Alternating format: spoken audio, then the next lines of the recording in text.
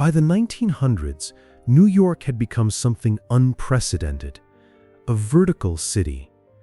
In this video, I use modern AI tools to bring historic photographs to life, allowing us to move through New York as it appeared in the early 1900s. What you're about to see is a city that built upward while packing people tighter than anywhere on Earth. This is New York in 1890, population 1.5 million. The tallest building was 11 stories. Most structures stood 4 floors or less. The city spread horizontally across Manhattan Island. Then came steel. In 1885, the Home Insurance Building in Chicago proved that steel frames could support massive heights. New York developers saw opportunity. Land prices on Manhattan were the highest in America. The only direction left was up. The first steel-framed tower in New York rose in 1889. The tower building reached 11 stories. Within 5 years, 20 buildings exceeded that height. By 1900, the city had over 100 structures above 10 stories. The technology changed everything. Masonry walls had physical limits. Stone could only support so much weight. Steel frames transferred loads differently. Walls became curtains. Height became unlimited. But building up created new problems. Workers had to construct at heights no one had worked before. Construction crews worked without safety equipment. No harnesses existed. No nets were standard. Men walked steel beams hundreds of feet above the street. Balance was the only protection. The famous photograph shows workers eating lunch on a beam. They sit casually. Their legs dangle over empty space. The ground is 80 floors below. This was normal. Falls were common. In 1907, construction accidents killed over 200 workers in Manhattan alone. No compensation system existed. Families received nothing. Another worker filled the position the next day. The builders came from everywhere. Most were immigrants. Many arrived with construction experience from Europe. Others learned on the job. The pay was higher than factory work. The risk was accepted. Speed was essential. Developers wanted buildings finished fast. Construction ran through winter. Ice formed on steel beams. Workers continued anyway. Schedules mattered more than safety. Riveting crews worked in pairs. One man heated rivets in a portable forge. He threw them glowing to his partner. The partner caught them in a cone, then drove them into place while still hot. Timing had to be perfect. A dropped rivet could kill someone below. The noise was constant. Riveters worked on dozens of buildings simultaneously. The sound carried for blocks. People complained. Nothing changed. The city kept building. While the city rose, people poured in from overseas. Ellis Island opened in 1892. It processed arrivals from Europe. The facility was designed for 5,000 people daily. By 1907, it regularly handled twice that number. On April 17, 1907, Ellis Island processed 11,747 immigrants in a single day. That's one person every 7 seconds for 24 hours straight. The procedure was efficient. Ships docked at the island. Passengers climbed stairs to the main hall. Doctors examined them while they walked. Anyone who limped or struggled was marked with chalk. But they'd be trace or response bones. Those marked went to secondary inspection. Most immigrants passed through in 3 to 5 hours. About 2% were denied entry. Reasons included disease, insanity, or criminal records. These people were deported. The rest took ferries to Manhattan. They arrived with almost nothing. Most had traveled in steerage. The crossing took 2 weeks. Conditions were crowded and unsanitary. Many arrived sick. All arrived poor. The immigrants settled where they could afford. That meant the Lower East Side. By 1900, the Lower East Side was the most densely populated place on Earth. The 10th Ward held 330,000 people per square mile. In some blocks, the density reached 650,000 per square mile. For comparison, modern Manhattan averages 70,000 people per square mile. The buildings were called tenements. They were designed to maximize occupancy. A typical tenement covered a lot 25 feet wide. It stretched back 90 feet, 5 stories high. 4 families per floor, 20 families total. Each apartment had 3 or 4 rooms. The front room faced the street. Middle rooms had no windows. The back room faced an air shaft. The shaft was sometimes 28 inches wide. Photographer Jacob Riis documented these conditions. He captured rooms where 12 people slept in 325 square feet. Families paid $8 monthly for these spaces. That was half the average weekly wage for unskilled labor. Ventilation was almost non-existent. The narrow air shafts created wind tunnels. Garbage accumulated at the bottom. The smell was permanent. Toilets were shared, 1 privy per floor for 4 families. Later regulations required 2. The privies were in the hallway. They had no running water initially. Waste collected in vaults below the building. These were emptied monthly. Disease spread easily. Tuberculosis was called the White Plague. It killed 1 in 7 people in the tenement districts.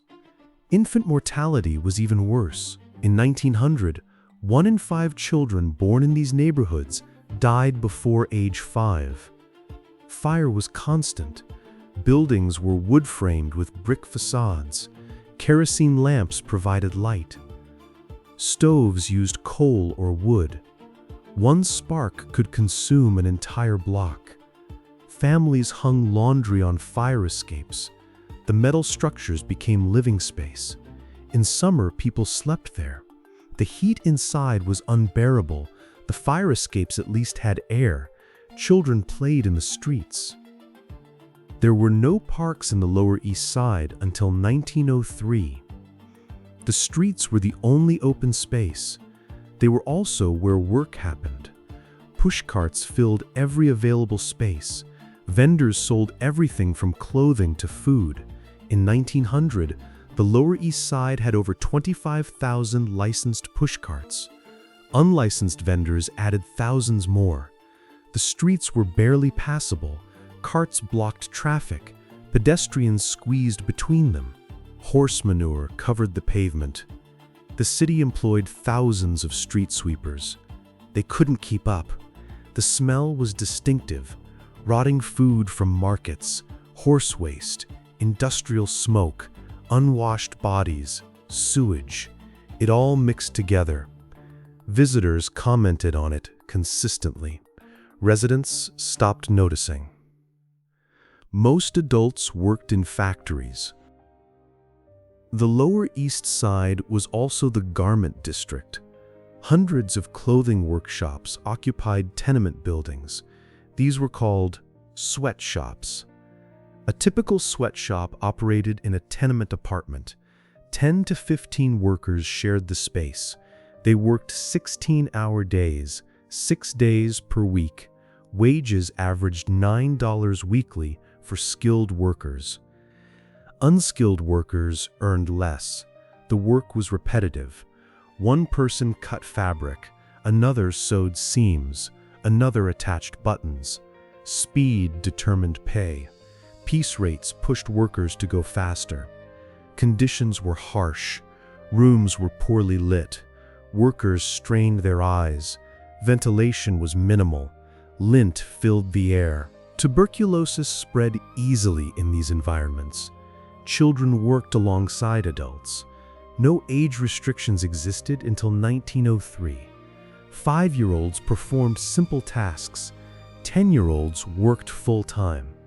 Education was optional, survival was mandatory. But 6 blocks north, a different world existed. Fifth Avenue was transforming into Millionaire's Row. The wealthy built mansions along the avenue. These structures competed for grandeur. The Vanderbilt Mansion was completed in 1883. It cost $3 million to build. That's equivalent to about $80 million today. The building covered an entire city block. It had 137 rooms. The ballroom held 1,200 guests. Walls were covered in marble imported from Italy. The dining room seated 200 people. Servants numbered over 40. Other families built similar structures. The Astors, the Carnegies, the Morgans. Each mansion was more elaborate than the last. The contrast was visible. From the Lower East Side, you could walk to Fifth Avenue in 20 minutes. The journey crossed from the most crowded slum in the world to the most expensive real estate in America. The distance was less than a mile. The difference was absolute. The wealthy rarely visited the tenement districts. They had no reason to. Their servants came from there. That was the only connection. The system that created this contrast was deliberate. Factory owners preferred immigrant labor. New arrivals accepted lower wages. They had no leverage. Office, language barriers prevented organization. Poverty prevented protest. The tenement system was equally intentional. Building codes were minimal. Property owners maximized profit by maximizing density. The city allowed it. Regulations were rare and weakly enforced. The combination was efficient. Factories needed workers. Tenements housed workers. Both extracted maximum value. Both were legal. Reform efforts existed but moved slowly. Jacob Riis published How the Other Half Lives in 1890. The book exposed tenement conditions to middle-class readers. It created public pressure. New building codes were passed in 1901. They required better ventilation. They mandated more toilets. They limited density slightly. But they didn't apply to existing building. Most tenements continued as before. Labor organizing began in the garment district. Workers formed unions. They organized strikes. The Triangle Shirtwaist Factory fire in 1911 would eventually force real changes, but in the 1900s, the system remained largely unchanged. The city continued building upward. The Singer Building opened in 1908. It rose 47 stories. At 612 feet, it was the tallest building in the world. It held that record for 1 year. The Metropolitan Life Tower topped it in 1909. Then the Woolworth Building in 1913. Each building pushed higher. Each required more workers at greater heights. The ironworkers became specialists. Many were Mohawk Indians from Canada. They had a reputation for working without fear at extreme heights. This reputation was earned through high casualty rates. But the work paid well. The jobs continued.